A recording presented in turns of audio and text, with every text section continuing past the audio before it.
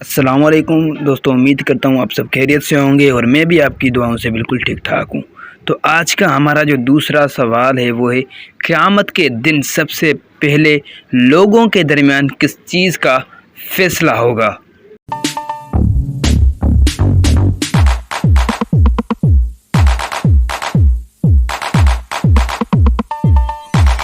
तो दोस्तों इसका आंसर है खून का फ़ैसला होगा।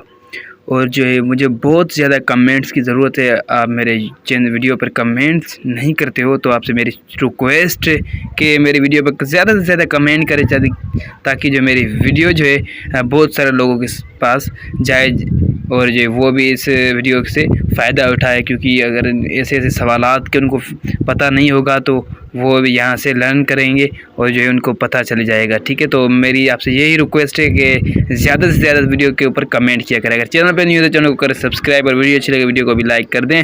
तो मिलते हैं एक अगली वीडियो में। अल्लाह हाफिज़, अपना बहुत ख्याल रखिएगा, मुझे भी रखिएगा दुआ में याद। मिलते हैं एक अगली वीडियो में। अल्लाह हाफिज़।